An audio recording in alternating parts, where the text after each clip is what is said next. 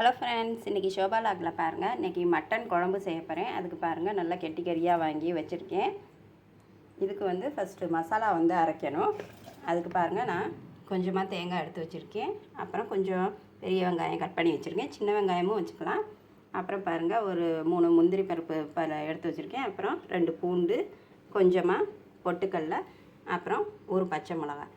இது கூட கொஞ்சம் கசகசா இருந்தாலும் சேர்த்துக்கிறோங்க. இதை எல்லாத்தையும் சேர்த்து மொத்தமாக வதக்கிட்டு நல்லா நைஸாக அரைச்சி வச்சுக்கிறணும்.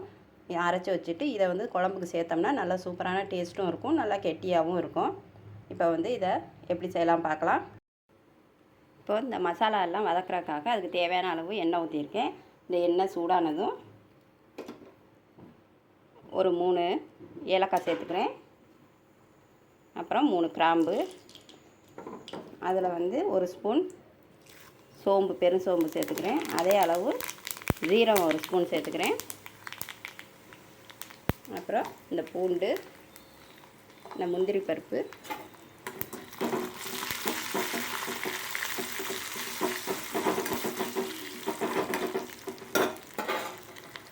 அப்புறம் இந்த பொட்டுக்கல்லையும் கொஞ்சம் சேர்த்துக்குவோம். பச்சை மிளகாய், கட் பண்ணி வச்சுருக்க இந்த வெங்காயம், இதெல்லாம் கொஞ்சம் நல்லா வதங்கட்டும், ஒரு 2 செகண்டு. இப்போ பாருங்கள், இந்த ஆனியன்லாம் நல்லா வதங்கிடுச்சு. இப்போ இதில் இந்த தேங்காயும் சேர்த்துக்குவோம். இதையும் ஒரு செகண்ட் நல்லா வதக்கிக்கலாம். இப்போ எல்லாமே நல்லா வதங்கிடுச்சு. இனி ஸ்டவ் ஆஃப் பண்ணிவிட்டு நம்ம ஒரு 10 நிமிஷம் இதை நல்லா ஆற வச்சுட்டு மிக்சியில் போட்டு அரைச்சி எடுத்துக்கலாம். நல்லா ஆறிடுச்சு பாருங்கள். இதையும் நம்ம மிக்ஸி ஜாரில் போட்டு அரைச்சிக்கலாம் ஃபுல்லாக. இந்த மசாலாவே நல்லா நைஸாக அரைச்சிக்கிட்டாச்சு. அதுக்கப்புறம் பாருங்கள், இஞ்சி பூண்டு பேஸ்ட்டும் அரைச்சி வச்சுக்கிட்டேன்.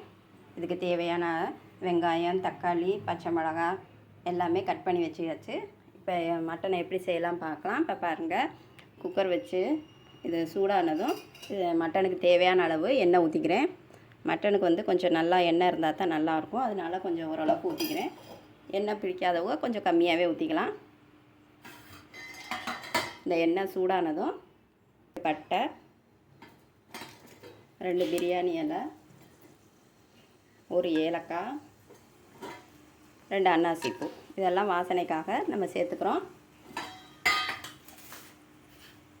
அதோட கொஞ்சமாக வெந்தயம் சேர்த்தா தான் நல்லா வாசனையாகவும் டேஸ்ட்டாகவும் இருக்கும்.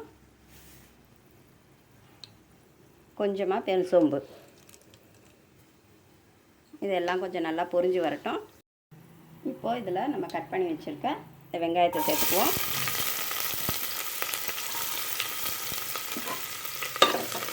இது கொஞ்சம் நல்லா வதங்கட்டும்.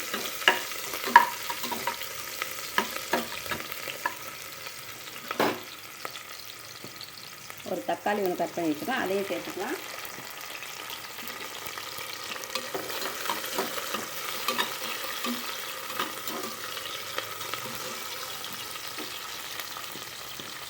கருவேப்பிலை கொஞ்சம், ஒரு பச்சை மிளகாய். இப்போ இதோட இந்த மட்டனையும் சேர்த்துக்கலாம்.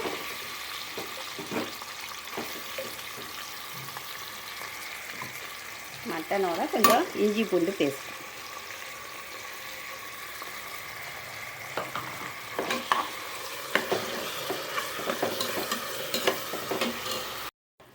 அப்புறம் இதுக்கு தேவையான மசாலாவும் சேர்த்துக்குவோம்.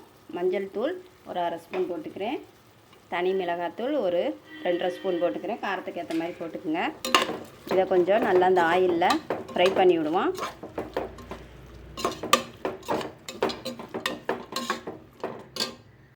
இப்போது தனியாத்தூள் 2 ஸ்பூன் சேர்த்துக்கிறேன்.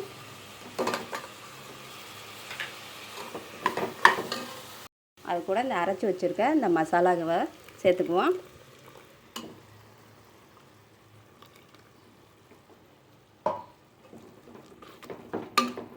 இதை சேர்த்துட்டு இதுக்கு தேவையான அளவு தண்ணி ஊற்றிக்கலாம்.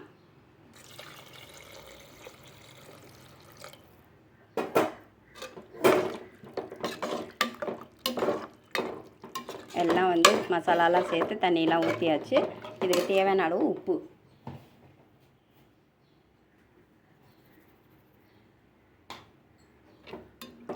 இப்போ இப்போ இதை மூடி போட்டு மூடி வச்சுருவோம். ஒரு 4 விசில் வச்சோம்னா நல்லா ஸ்பாஞ்ச் மாதிரி இந்த மட்டன் வந்து வெந்து வந்துடும்.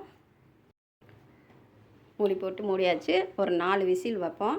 கொஞ்சம் வந்து ப்ரெஷர் வந்ததும் வெயிட் போட்டு ஒரு 4 விசில் வந்ததும் எடுத்துடலாம். பாருங்கள், இப்போ 4 ப்ரெஷர் வந்துருச்சு. 4 விசில் வந்தாச்சு. நீ வந்து ஸ்டவ் ஆஃப் பண்ணிவிட்டு இறக்கி வச்சுருவோம் ஒரு 5 நிமிஷம். இப்போ பாருங்கள், 5 நிமிஷம் ஆச்சு. ப்ரெஷர் இறங்கிருச்சு. நீ ஓப்பன் பண்ணி பார்க்கலாம். பாருங்கள், நல்லா சூப்பரான மட்டன் குழம்பு ரெடி ஆகிடுச்சு. நல்லா வாசனையாக இருக்குது பாருங்கள். மட்டன்லாம் நல்லா ஸ்பாஞ்ச் மாதிரி நல்லா வெந்திருக்குங்க. சூடாக இருக்குது.